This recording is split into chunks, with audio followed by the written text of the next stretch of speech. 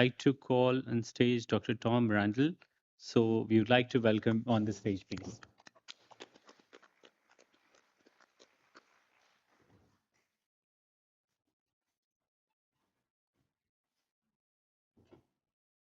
Great to see you all this morning. And I feel I'm a little bit um, sensitive to the time. I know you guys have been listening to a lot of amazing material and a little bit over time, but um, this talk may be a little harder in some ways than the previous, not quite so upbeat, and I apologize for that.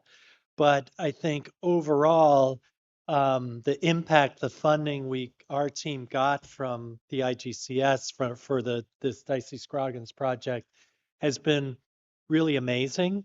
Um, and so we're very grateful, but I'm going to give you, and I apologize in advance, but I'm going to give you a little background about what's going on in Haiti right now for our project. And it's worse than you think. So our project with the Dicey Scroggins is a pilot palliative care intervention for women with advanced cervical cancer in Haiti. And here's our team with our brilliant chief medical officer of the Hospital Universitaire Mirabelet, Dr. Christophe Millien. On your right, Dr. Becca Henderson, who's now an intern at UAB and OB, and Dr. Ornella Santaran. There in the lower left, the Haitian woman. And then there's some people in the US, Dr. Sarah Slater, me, and Dr. Eric Krakauer have been supporting from afar. So a brief rundown.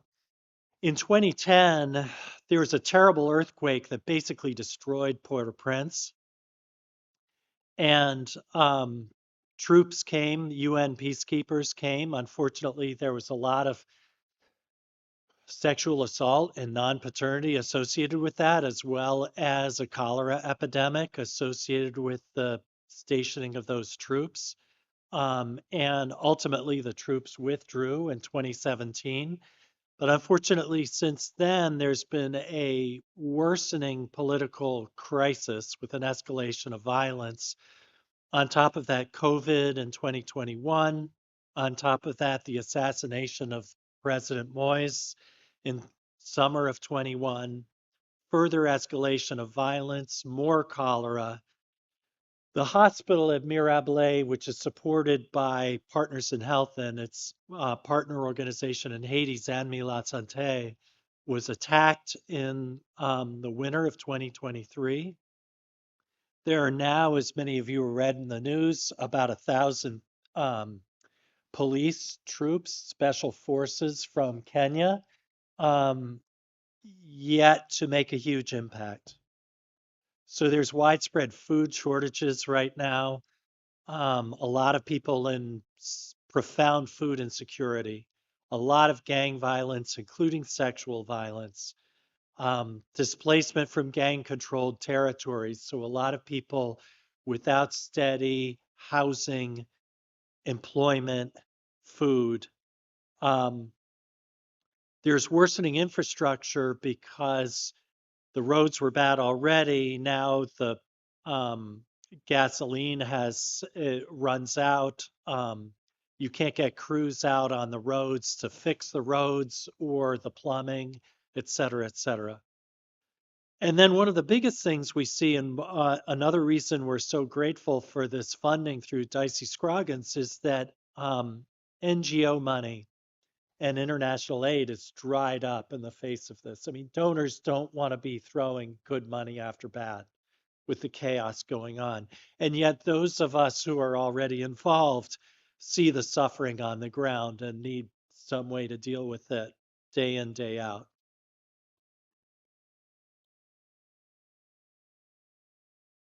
Um, so, again, the healthcare crisis.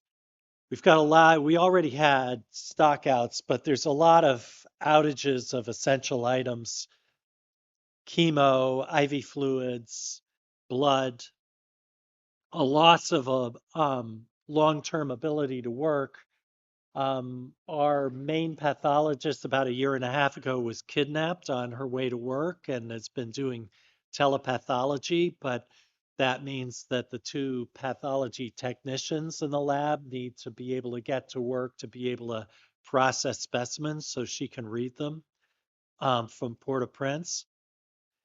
And over with that environment, we've just had a huge brain drain. A lot of skilled workers have left.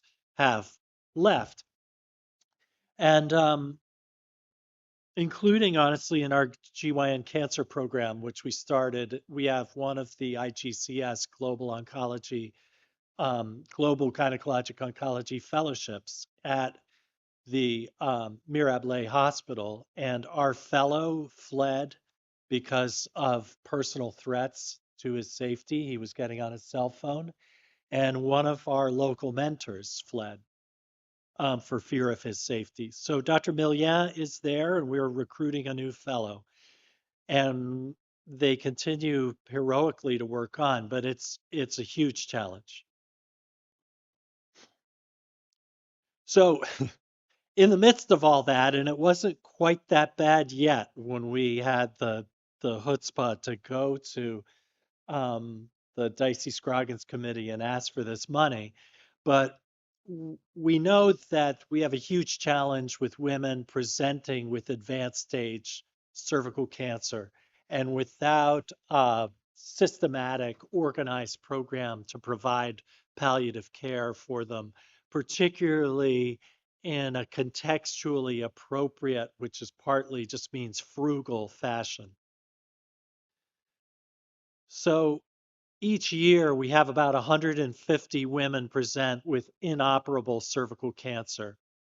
We have a poster from Milia and others on our team of using neoadjuvant chemotherapy for women with locally advanced cervical cancer and being able to do radical surgery on some of those women. Yet, as in most settings where screening is limited, most of these women present with flat out advanced stage disease. There's no radiotherapy in Haiti. It's available in the Dominican Republic if you can cross the border for about $10,000 in cash. It's actually pretty good, right?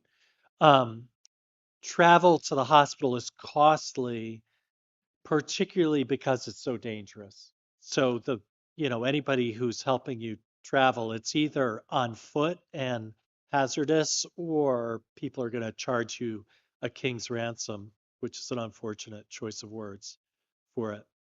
And so, and then contextually, palliative care hasn't been completely socialized into Haitian medicine even before the current crisis. Lack of education, lack of supplies,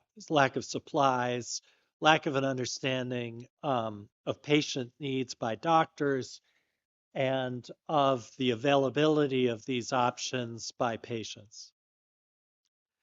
So here's in that setting, here's what we proposed.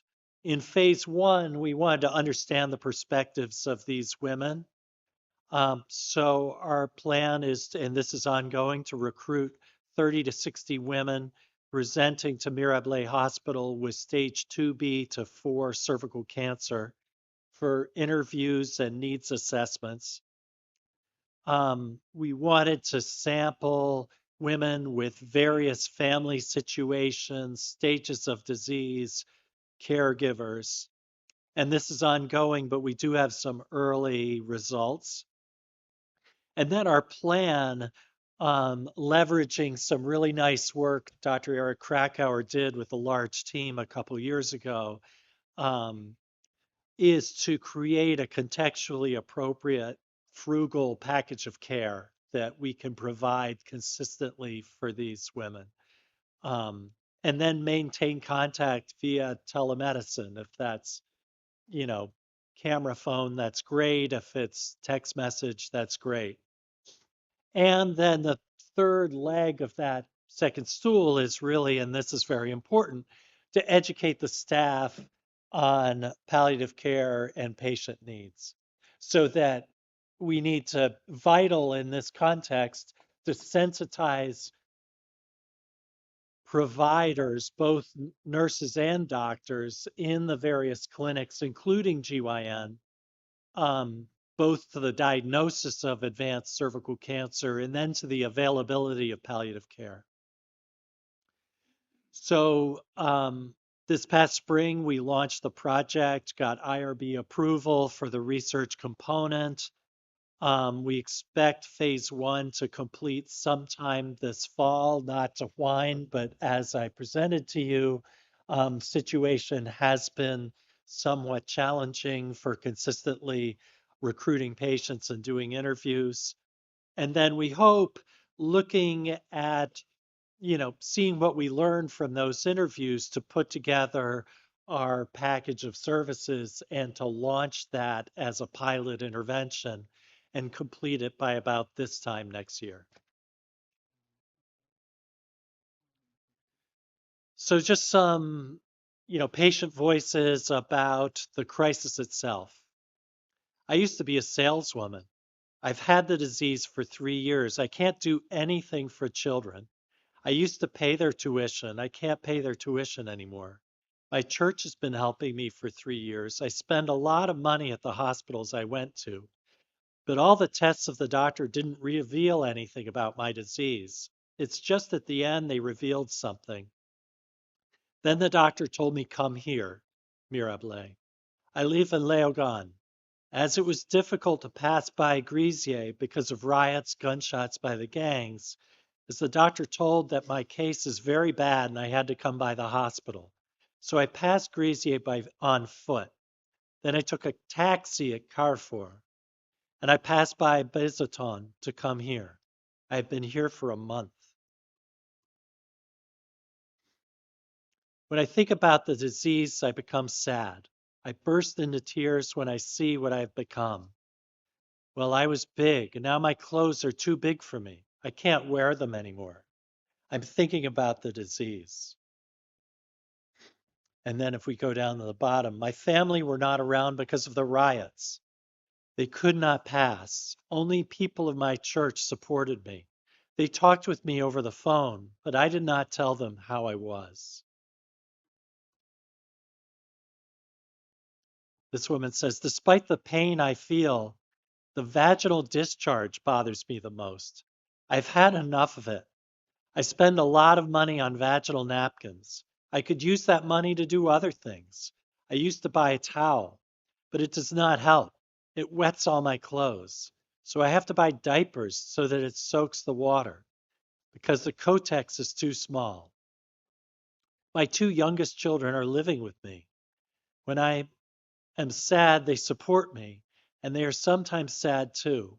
They went to school last year, but this year I don't see any means yet to pay for them to go to school. They always complain when they can't go to school, and I'm sad. I have no means yet, but I rely on God.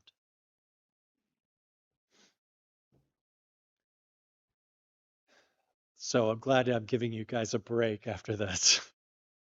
So, phase two, on the basis of these findings from these and other interviews, as well as international guidelines through Eric Krakauer's work and others, we'll prepare patient education materials in the local Haitian Creole language using understandable terminology and beliefs to describe the palliative care, increase knowledge of palliative care.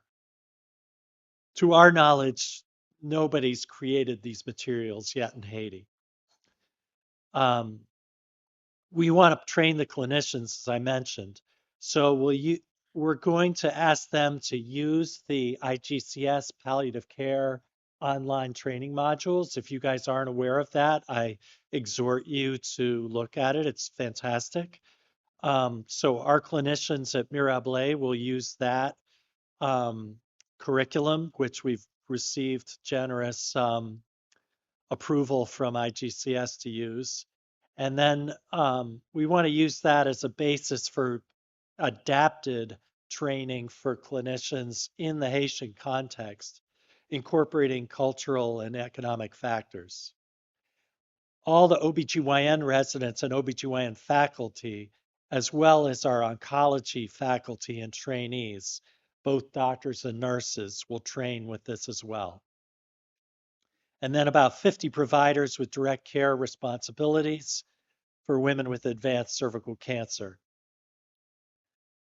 We'll make these available free online and offer to other um, Haitian institutions for use free.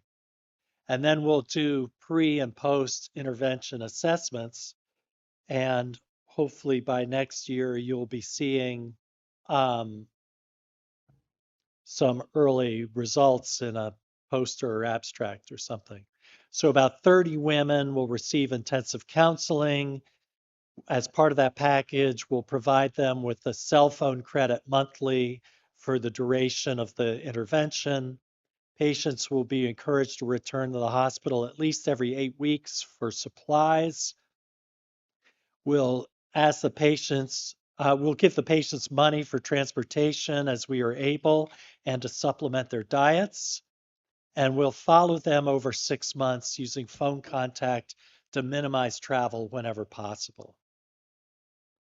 So we've got some example packages, of course, paracetamol, ibuprofen, Motrin, Senna, Imodium. Metronidazole is huge in this space for management of the discharge and the foul odor, as well as personal hygiene supplies and just cash. And then a shameless plug, please consider supporting our work. If if I've made you feel some pang of sympathy with this, listing the website for Zamni La Santé or Partners in Health.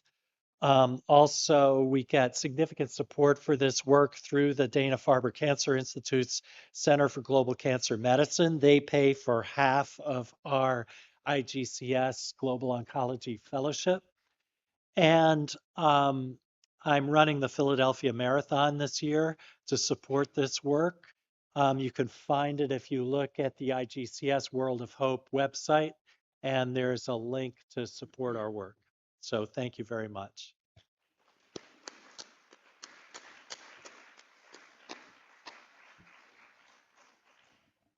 Thank you so much, Dr. Tom, for this unique presentation.